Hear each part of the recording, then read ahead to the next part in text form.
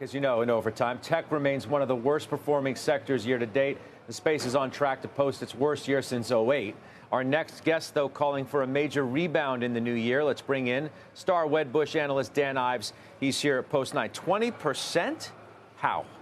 Well, when I look at where growth's going to be from what we see in software, cybersecurity, and pockets of tech, I ultimately think right now growth is going to hold up a lot better in 2023 in some of these areas than I think the street's factoring in. And then we even look at the Coupa acquisition today from Bravo. I think it's tip of the iceberg, which is also going to be a surge of M&A. I mean, it's one thing to just say that, but what backs it up?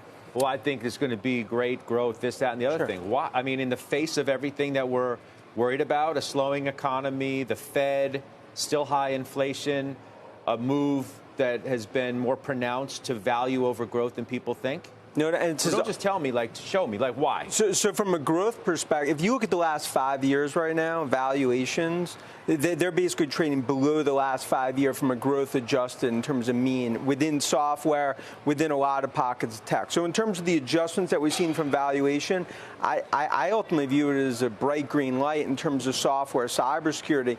Names like Microsoft, to me, names like Salesforce.com, despite the negatives that we're seeing, Palo Alto, which me and you have talked about a bunch. Scott, to me, it's the pockets. It's ultimately going to be a fork in the road.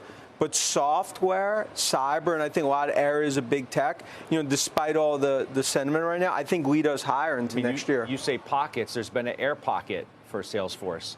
Why should I believe that story is about to turn anytime soon, given the challenges they had, what they said on their earnings, the executive departures, and on and on and on and on?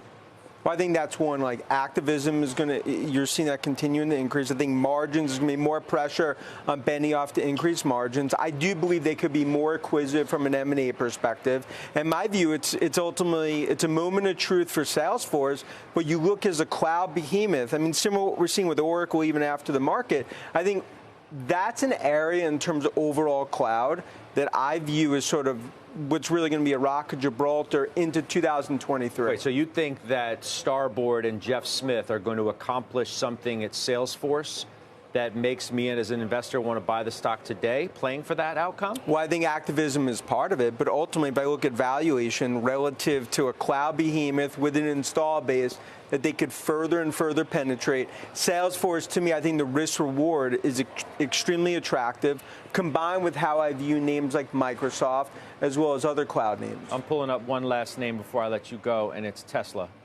The stock's cratering. Well, you still have outperforming 250 on it.